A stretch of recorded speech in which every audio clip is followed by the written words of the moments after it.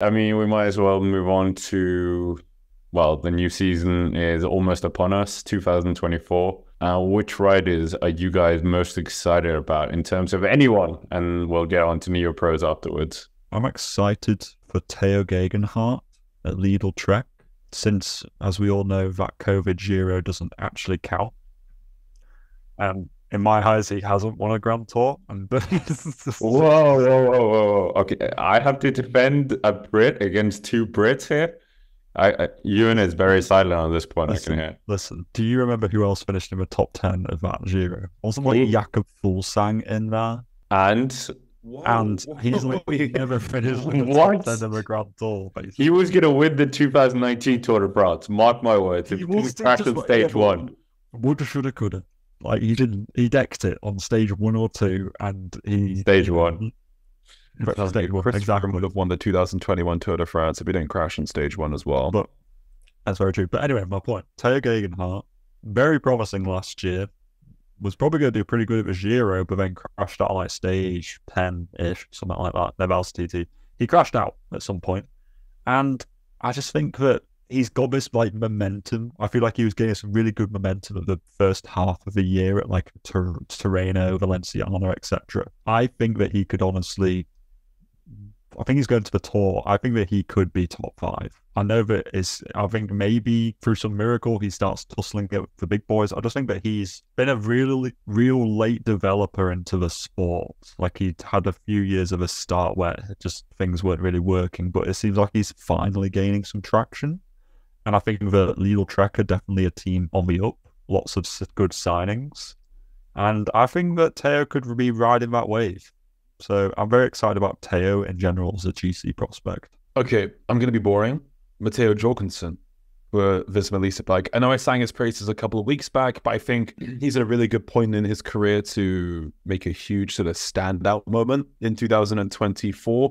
Last year, he showed some sort of huge signs of improvement, Tour of a Man overall win, being up there in top 10 at a number of big races like Paris-Nice, even like Idri, Harelbeke. He was right up there in the Tour of Romandy as well. Him as sort of a Swiss Army knife rider, maybe with the new Visma setup, he could really reach that sort of that next step in his career. A bit like could have Christophe Laporte a couple of years back when he moved to Visma Lease Bike. He had that new lease of life. I think Jorgensen could really become one of the most defining domestics of 2024. He's a great climber. He can read a race well, likes to go in breakaways. Also, pretty good at the classics. I'm super, super excited to see what he's going to bring to the table. Okay, Rupke Venables, him at the Tour is going to be exciting, maybe. Josh Charling potentially being favorite to win the Olympics. Jonas Vingegaard going to maybe win his third Tour de France, but the Tadej Pogacar, the whole season that he's lined up, the Merxian season, if he pulls it off, and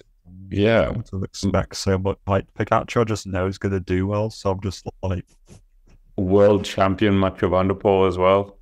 yeah, that's true. I mean, there's lots of names I'm excited about. Primoz Roglic at Bora, like, is that gonna sink Yeah. or swim? To be fair, that is going to be a cool narrative. Him against kind of like Jumbo, kind of like, you know, first time he's been out of that team for 5 years or whatever. That'll be really interesting to see with Bora, especially just as like a player in the kind of Galacticos scene. Will be really interesting. I'm going to say someone quite rogue. Timo Kielich on Alpecin-Koenig. That's a good shout. Good. Well, he's been doing cyclocross over the past couple of years. Now he has jumped up onto, well, he's now on the World Tour team. He was riding for the Alpecin-Koenig development team for the past couple of seasons. And he won quite an impressive sprint last year at the Tour of Wallonia, and he's been looking sort of like a really promising sprinter. Maybe with that World Tour backing behind him, we know Alpecin-Koenig can just sort of rush up a sprinter. I think Timo Kielich could really be that guy. Maybe wins a World Tour race this year, maybe one of these lower level sprints, but becomes a bit of a sort of sprinting superstar in the style of sort of Gerber Tayson at that kind of B sort of street C-list level.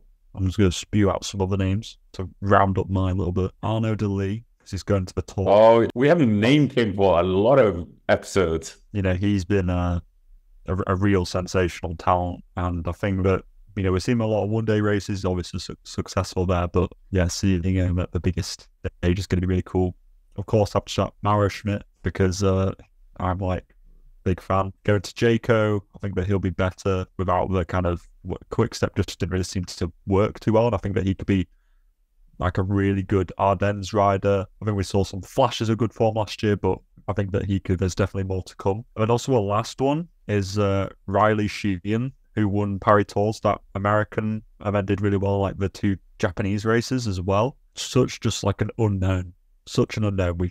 Nobody knew anything about him until those races, and I'm really interested to see whether he's just going to like burst onto the scene and just to start slamming it in the gutter and being just a sensational world-beating talent, or was it just like a little just blip just in the spectrum? So really interested to see what he's going to do as well for Israel Premier Tech. Should be a good rider for the classics in theory, but wait and see. Have you seen Arnaud Delis's provisional? It's massive. His March and February are packed with one-day races. He's going to go to the Amstel Gold as well, the Brantes Pile, Frankfurt race, Tour de Suisse, the Tour de France, the 2 Canadian races. But like from pretty much, before Omloop, he's going to start his year in one of the Spanish races. Like Almeria or something. Murcia. So okay. I think that's a one-day race now. It's not even a stage race anymore. It used to be back in the day. Then Almeria, then Omloop, then basically all the way down to Paris-Roubaix. So he's doing Paris-Roubaix and Ronde as well. So wow. Yeah, 21 years old, and this calendar is insane. Yeah. He's like the golden boy for Soudal Destiny. It's all they're called now. Auto Destiny. Can't remember.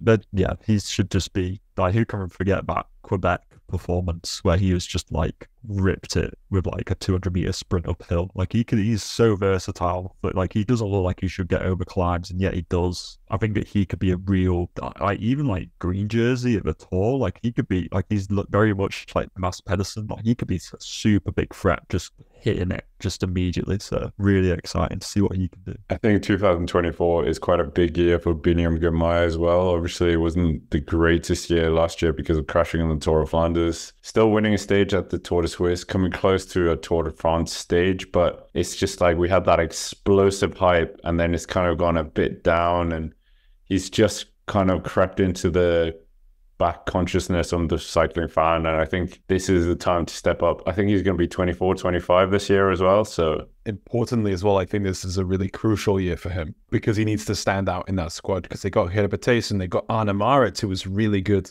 in the second half of last year. Hugo Page is rising through the ranks as well, a talented young French sprinter. He needs to stick out at Intermarché and prove his worth, especially after the Tour de France when they put so many resources into him.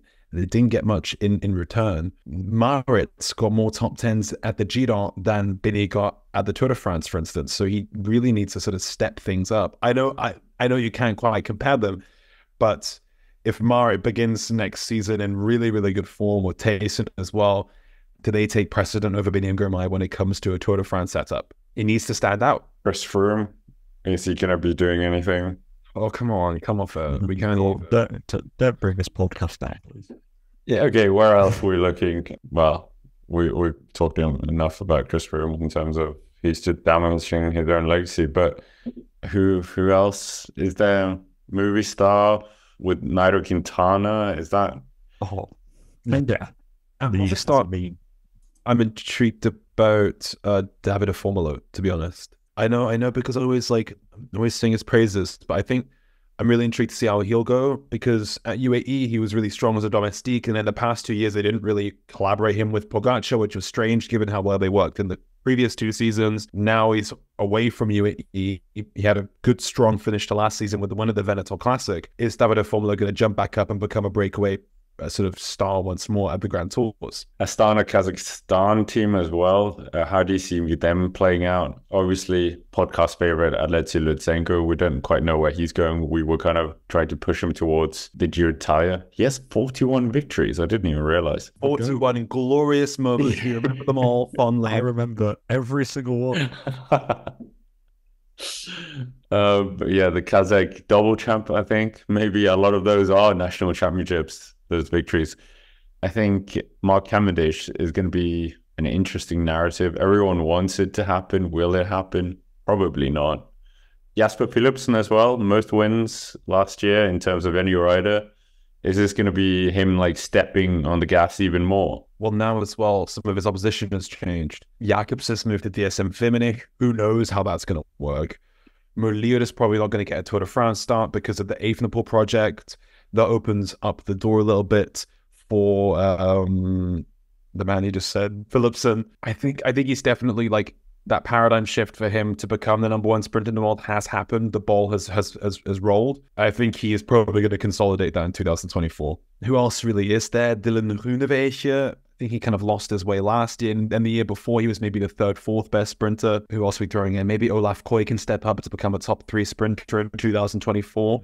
It's true. But he's not making the Tour de France. Koy going to the Giro, that's a big excitement as well.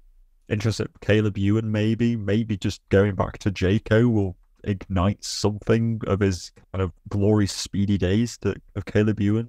I mean, if he puts Philipsen into the curb like he did to that other dude, he's definitely going to win the sprint. So, yeah, Caleb Ewan's exciting, like, enough, I think, as well. I don't know, I feel like I could just name everyone.